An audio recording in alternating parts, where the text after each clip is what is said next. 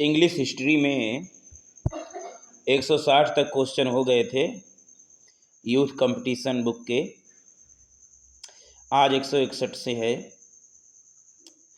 161 में लिखा है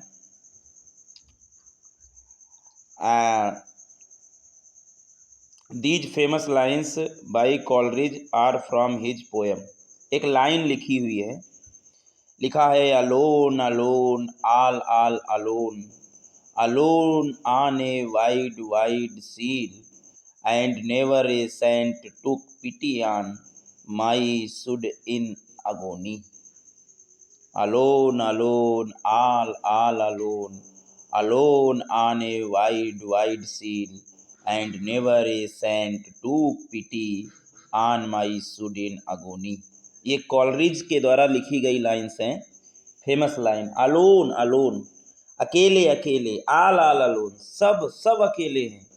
alone on a wide wide real, और सब अकेले हैं इस विस्तृत और चौड़े सील पर। एंड नेवर, और कभी भी ए सेंट टू पिटी, कभी भी कोई एक संत दया नहीं दिखाता माई सुड इन अगोनी, मेरे इस अगोनी पर। तो इसको कॉलरिज साहब का एक प्रसिद्ध ग्रंथ है, प्रसिद्ध कविता है the rhyme of the ancient mariner, MARINER, the rhyme of the ancient mariner. Alone alone dot dot in going, ये लाइन, ये लॉन्गेस्ट मेजर पोएम है इंग्लिश पोएट ST कॉलरिज। ये लंबी पोएम है जिसको लिखा गया 1797-98 में और प्रकाशित कराया गया लिरिकल बैलेट्स में 1798 में, फर्स्ट एडिशन में। लिरिकल बैलेट्स का जो फर्स्ट एडिशन आया था उसमें इस पोएम को प्रकाशित कराया गया। 162वां क्वेश्चन कहता है जो शब्द ब्लीथ है इंग्लिश पोट्री में, ब्लीथ BLITHE, तो ब्लीथ जो शब्द है इंग्लिश पोट्री में, उसकी क्या मीनिंग बताई गई इंग्लिश पोट्री में? तो उसकी मीनिंग बताई गई है हैप्पीनेस, BLITHE, इसकी मीनिंग है हैप्पीनेस। वर्ड्सवर्थ की पोयम जो टू दी कुक्कू है, CUCKOO, टू दी कुक्कू जो पोयम है उसमें लिखा है O blithe newcomer make it clear the meaning. तो ये O blithe newcomer make it, तो इसमें जो है ये मीनिंग क्लियर हो जाती है। ब्लीथ जो है हैप्पीनेस की मीनिंग है, O blithe newcomer make it clear the meaning, है ना। 163वां है एक doctrine often found in English poetry, एक ऐसा सिद्धांत, ऐसी विचारधारा जो इंग्लिश पोट्री में स्थापित की गई, अक्सर स्थापित होती है, जो ईश्वर को पहचानती है, ब्रह्मांड के साथ में ईश्वर को जानती है। वो ऐसा उस विचारधारा में बताया गया है कि ब्रह्मांड को ईश्वर ने ही बनाया है और ब्रह्मांड एक तरीके से पुरस्कार है, ईश्वर का मैनिफेस्टेशन, मतलब ईश्वर का जो घोषणा है वो ब्रह्मांड के तौर पर की गई। ब्रह्मांड को उन्होंने, ईश्वर ने बनाया है घोषणा के तौर पर कि देखो मैं क्या हूँ। तो ये doctrine often found in English poetry which identifies God with the universe or regard the universe as a manifestation of God is called। तो एक ऐसा सिद्धांत जो इंग्लिश पोट्री में स्थापित किया गया जिसमें ईश्वर को पहचाना जाता है ब्रह्मांड के साथ में और पुरस्कृत किया जाता है ब्रह्मांड को ईश्वर के मैनिफेस्टन के तौर पर। तो ये विचारधारा है पैंथेसिज्म, पैंथेज्म, PANTHEISM, पैंथेज्म। पैंथीज्म विचारधारा एक विश्वास है कि ईश्वर है दुनिया में, और ईश्वर दुनिया में केवल नहीं है, ब्रह्मांड की हर वस्तु में ईश्वर का निवास माना जाता है। God exists in all natural things, जो भी प्राकृतिक चीज़ें। और ये सिद्धांत जो है इंग्लिश पोट्री में पहचाना जाता है कि ईश्वर ब्रह्मांड के साथ में है और ब्रह्मांड को ईश्वर ने इनाम के तौर पर बनाया है। तो ये विचारधारा पैंथीज्म कहलाती है, PANTHEISM। न पैगानिज्म कहलाती है, न पॉलीथीज्म कहलाती है, न रोमांटिसिज्म कहलाती है, पैंथीज्म, PANTHEISM। 164वां है फादर ऑफ इंग्लिश पोट्री किसको माना जाता है?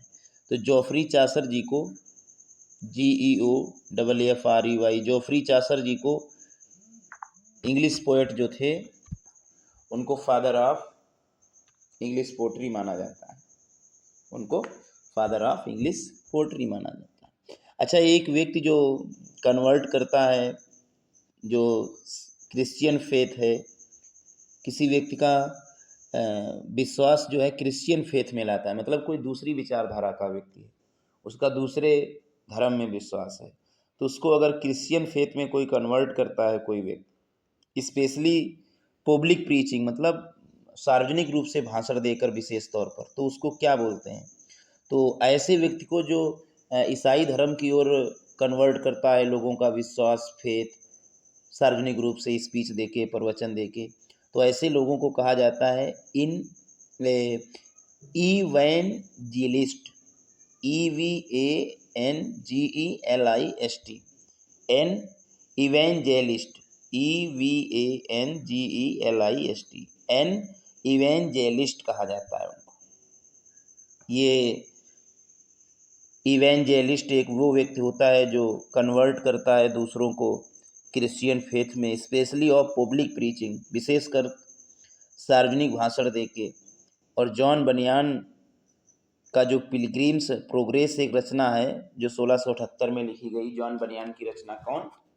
पिलग्रिम्स प्रोग्रेस एक रचना है जो इसी तरीके से, इसी में ये करेक्टर जो है दिखाया गया है, मतलब ऐसा एक करेक्टर उसमें आया है पिलग्रिम्स प्रोग्रेस में 1678 में जॉन बनियान की जो रचना है इवैंजेलिस्ट आया है। 166वां क्वेश्चन है कि जो मध्यकालीन अंग्रेजी साहित्य में है, मध्यकालीन जो पीरियड है अंग्रेजी साहित्य में कब से कब तक माना जाता है? देखिए, जो मध्यकालीन पीरियड है वो 15वीं शताब्दी से और 5वीं शताब्दी से 15वीं शताब्दी तक माना जाता है। इंग्लिश लिटरेचर के इतिहास में 5वीं शताब्दी से और 15वीं शताब्दी तक का समय जो है मिडिवियल टाइम माना जाता है, MEDIEVAL। 167वां question, who among the following Indian writers was the first recipient of Sahitya Akademi award? इन 4 लोगों में से कौन ऐसा व्यक्ति है जो पहले जिसने प्राप्त किया साहित्य अकादमी अवार्ड? और भारतीय लेखक, तो उसमें माँ श्वेता देवी हैं, रविन्द्रनाथ टैगोर हैं, विक्रम सेठ हैं, RK नारायण हैं।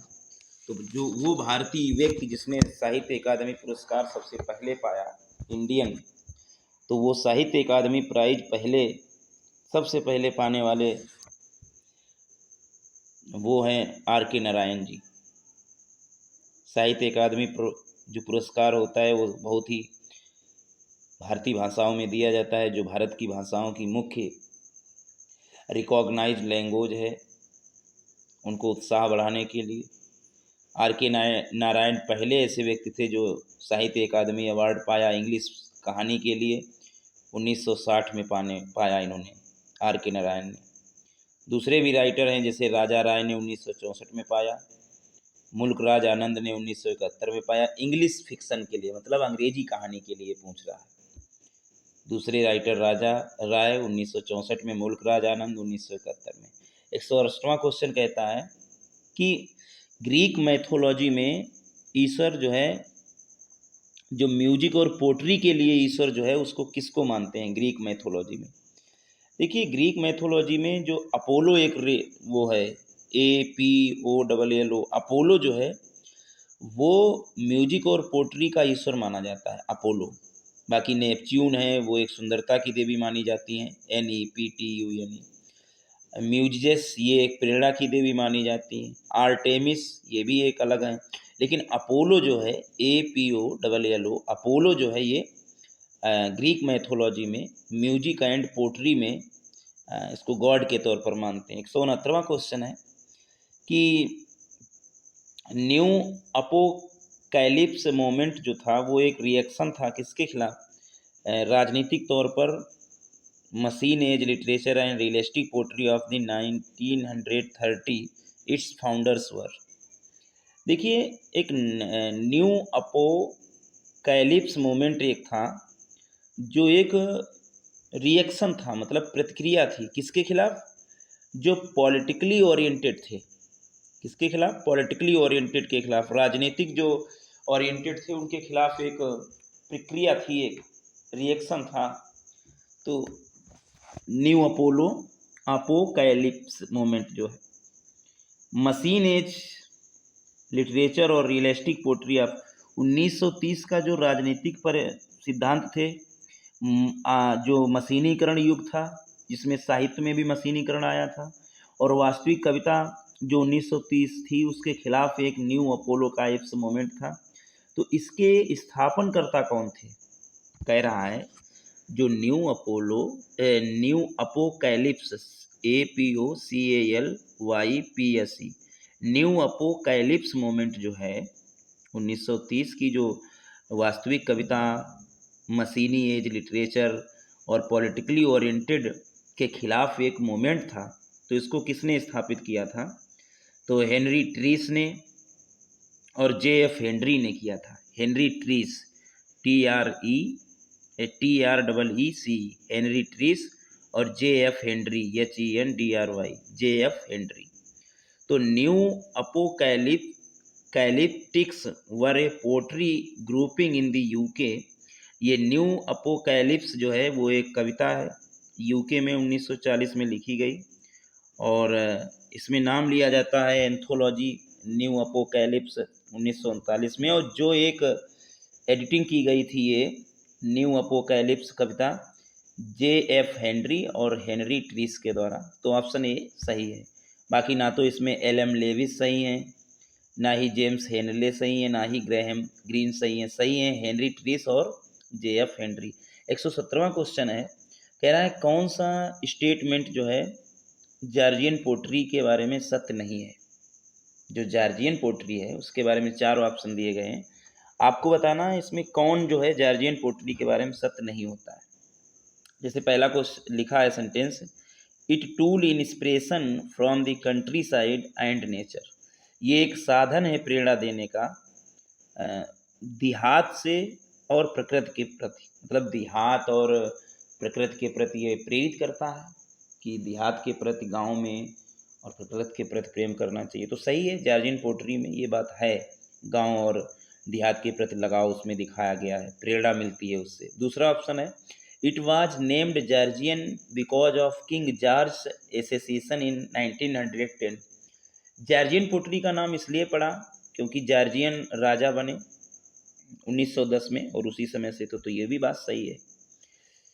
अगला तीसरा वाला है, the poetry had a futuristic and fresh outlook and tied to the past behind. कविता जो थी उसके पास में फ्यूचरिस्टिक थी, यानी भविष्य की विचारधारा थी, और एक फ्रेश आउटलुक था, लेकिन बंधी हुई थी पास्ट बिहाइंड में। तो जो ये स्टेटमेंट है, poetry had a futuristic and fresh outlook and tied to the past behind, ये सही नहीं है। 1910 से 1936 के समय को जॉर्जियन पीरियड कहा जाता है, लेकिन ये तीसरा वाला सेंटेंस नहीं सही है, बाकी सब सही है। गांव और नेचर के प्रति इंस्पिरेशन होते थे।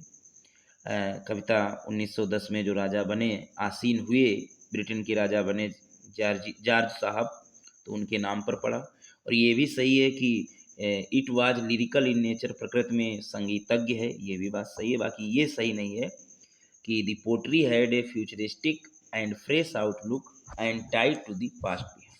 171वां क्वेश्चन कह रहा है कि गॉथिक स्टोरी जो है, जिसमें लेखक जो है ये वर्णन करता है, narrator, after narrowly escaping the razor edged blade of a swinging pendulum is forced towards the pit by the hot metal dungeon walls that are closing in।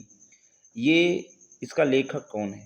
मतलब एक गॉथिक स्टोरी है, हॉरर गॉथिक स्टोरी, जिसमें एक narrator एक जो वर्णन करता है वो कहता है कि after narrowly escaping the razor edged blade of a swinging pendulum is forced towards the pit by the hot metal dungeon walls that are closing in।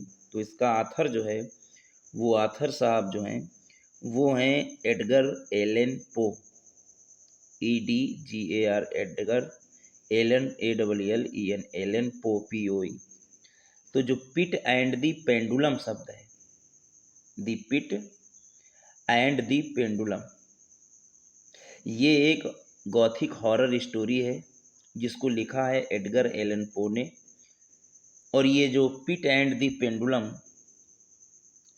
Pit and the pendulum जो है, ये प्रकाशन हुआ था इसका द गिफ्ट में 1843 में। एक रचना थी gift, an annual gift book of occasional verse and story. ये एक किताब होती थी जो वार्षिक किताब होती थी, इसमें कविता और स्टोरी छपती थी। उसमें 1843 में ये छपा था gothic story the pit and the pendulum.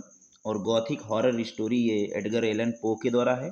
और इसी में ये एक नरेटर ने वर्णन किया है, after narrowly escaping the razor-edged blade of a sieving pendulum is forced toward the pit by the hot metal dungeon walls that are closing in। ये the pit and the pendulum से ली गई हैं, gothic horror story है Edgar Allan Poe के द्वारा। 172वां आ रहा है कि उस राइटर का नाम बताना है जो कहता है womanist is to feminist as purple is to lavender. जो वुमनेस्ट है, औरतवादी जो है, वो फेमिनिस्ट को करना है पर्पल इज टू लेवेंडर की तरह, LAVENDR। तो womanist, womanist is to feminist, नारीवादी, as purple is to lavender, LAVENDR, lavender. तो ये इसके जो लेखक हैं वो हैं Alice Walker, ALICE, Alice Walker, WALKER। Alice Walker कहते हैं कि womanist is to feminist as purple is to lavender. Alice Walker एक अमेरिकन उपन्यासकार हैं, शॉर्ट स्टोरी लेखक हैं और कवि भी हैं और सामाजिक एक्टिविस्ट हैं, कार्यकर्ता भी हैं। तो वही कहते हैं औरतवाद जो है एक नारीवाद है, एक पर्पल की तरह, और वही लेवेंडर करना है। 173वां क्वेश्चन कहता है, विचारों के उपन्यास में मुख्य कैरेक्टर जो है बीविस गोस टू मैक्सिको। बीविस जो है मैक्सिको तक जाते हैं फाइट करने के रिवॉल्यूशन, लेकिन तब जो है वो बुद्धिज्म में बदल जाते हैं और वो पेसिफिस्ट बन जाते हैं, मतलब शांतिवादी बन जाते हैं। तो उस नॉवेलिस्ट का नाम बताना है और उस नॉवेल का नाम बताना है। कहने मतलब है एक ऐसा नॉवेल है जिसमें जो मेन कैरेक्टर होता है इसका नाम है बीविस, BEAVIS। बीविस जो है मैक्सिको जाता है लड़ने के लिए, क्रांति में लड़ने के लिए। जो मुख्य का उस नॉवेल में जो है उसमें बीविस जो है एक मुख्य कैरेक्टर है, BEAVIS। तो वो मैक्सिको को जाता है लड़ने के लिए, लेकिन वहाँ जाके वो बौद्ध धर्म अपना लेता है और एक शांत आदमी बन जाता है, शांत प्रिय आदमी बन जाता है। तो उस उपन्यासकार का नाम बताना है और उस नॉवेल का नाम बताना है। तो उस उपन्यास का नाम है eyeless in Gaza, eyeless in Gaza, GAZA। Eyeless in Gaza एक फेमस नॉवेल है एल्डस हक्सले के द्वारा, ALDOUS, एल्डस हक्सले के द्वारा लिखा गया है आई लेस इन गाजा। ये नॉवेल 1936 में सबसे पहले प्रकाशित कराया गया। इस नॉवेल का जो टाइटल है वो जॉन मिल्टन का जो फेमस क्लोजेट ड्रामा है सैमसन एगोनिस्ट, जॉन मिल्टन का जो 1671 में लिखा था सैमसन एगोनिस्ट, तो जो क्लोजेट ड्रामा, उसी से इस नॉवेल को लिया गया है। आई लेस इन गाजा को एल्डस हक्सले साहब ने लिखा है और सबसे पहले 1936 में, वो 1671 में। तो इसमें जो मुख्य पात्र है वो बीविस होता है। वो मैक्सिको से लड़ने जाता है क्रांति में, लेकिन वो बौद्धिस्ट धर्म स्वीकार कर लेता है और शांति प्रिय बन जाता है। इसमें promise was that I should agile from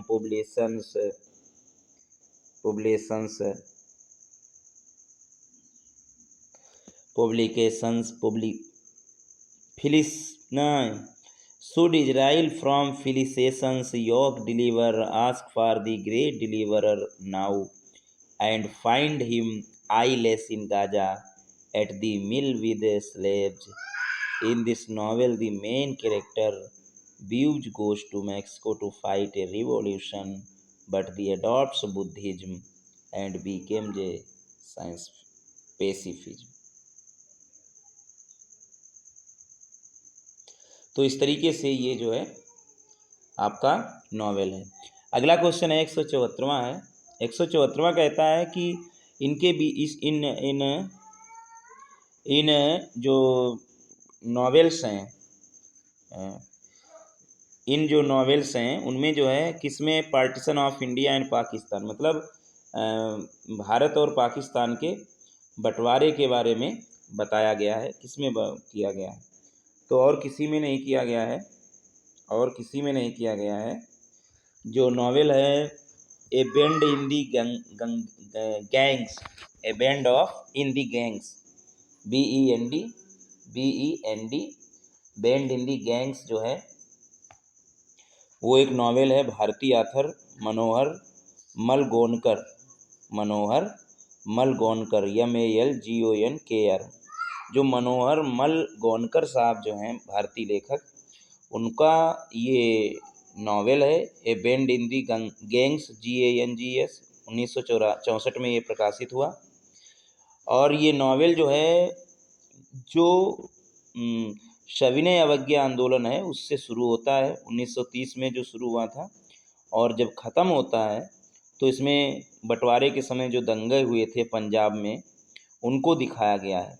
तो ये जो दी बैंड इन दी गैंग्स जो है इसमें जो है पाकिस्तान और भारत के बंटवारे में जो हुआ था दंगा उसमें जो है दिखाया गया था।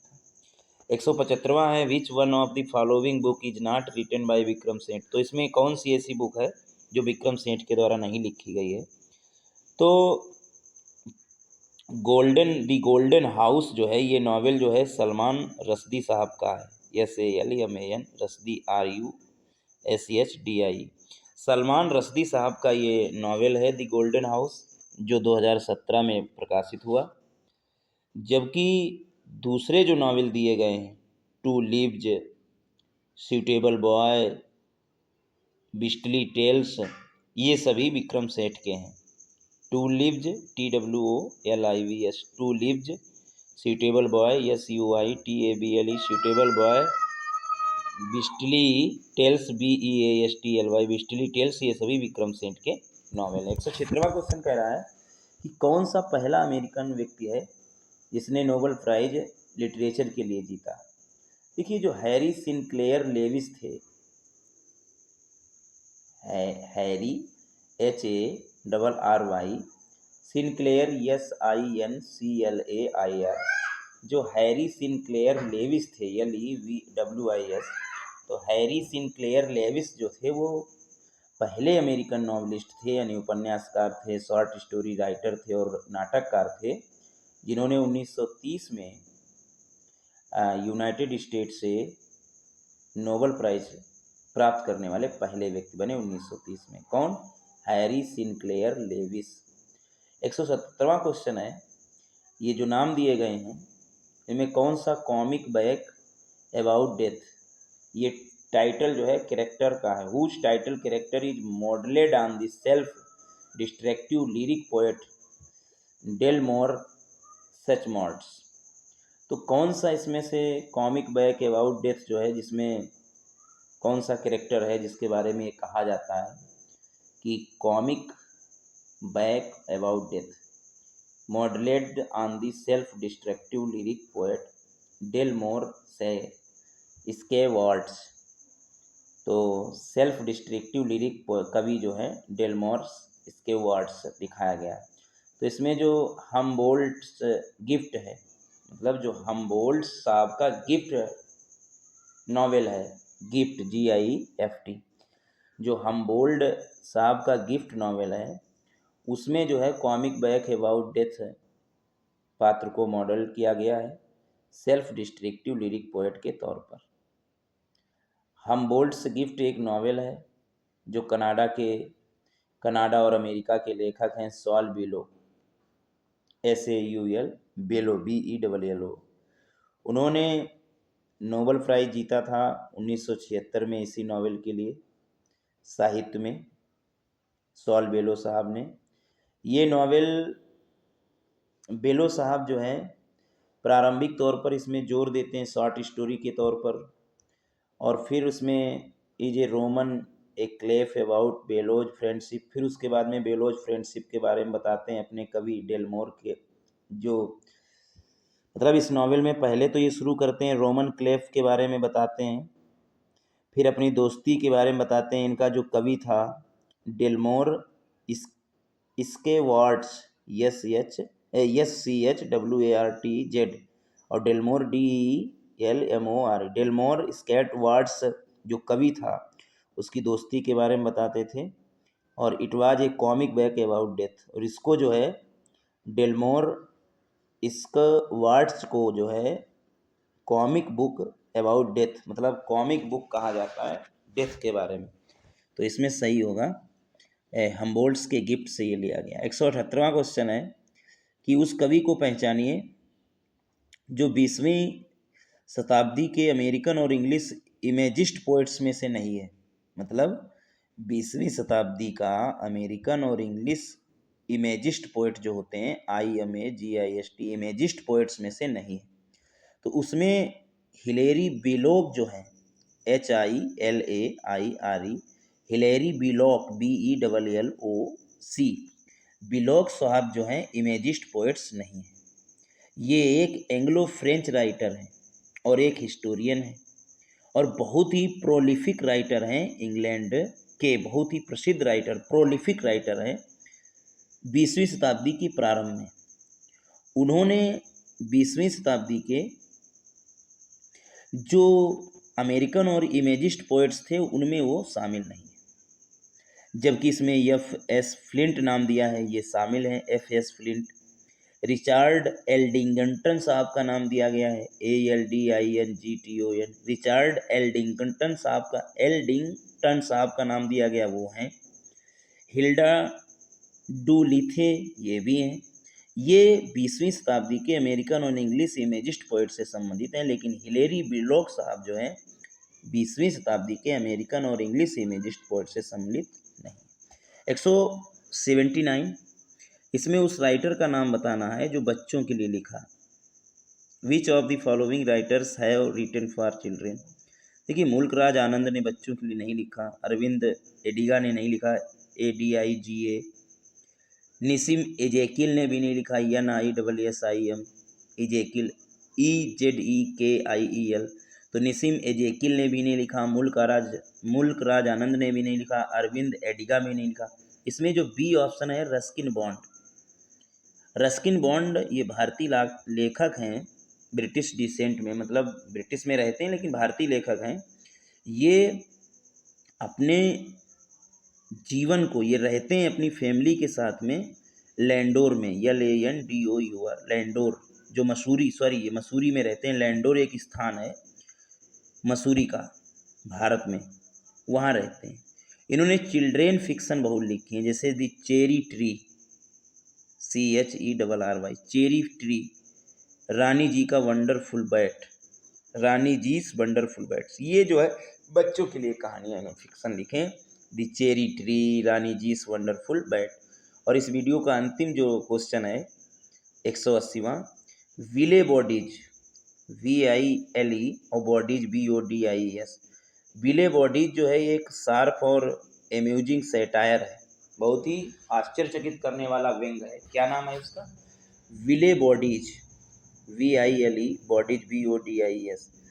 तो ये इंग्लैंड 20वीं शताब्दी के इंग्लैंड पर ये सैटायर है, व्यंग है, मतलब जो 20वीं शताब्दी का जो इंग्लैंड देश है उस पर एक व्यंग है विले बॉडीज।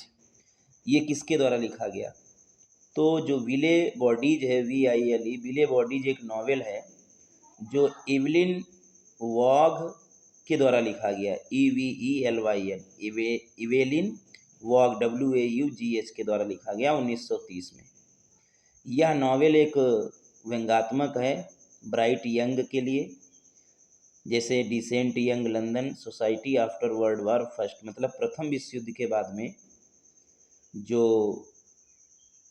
लंदन में रहने वाले युवा सोसाइटी है उसकी वस्तुओं पर उसके बारे में जो है व्यंग्यात्मक प्रहार किया गया है इस नॉवेल में। क्या नॉवेल है? विले बॉडीज। लिखा किसने है इसको? इसको लिखा है एवेलिन वॉग साहब ने, EVELYN वॉग WAUGS। तो इस तरीके से 180 तक हुए, बार बार देखें। Thanks for watching and hearing my video.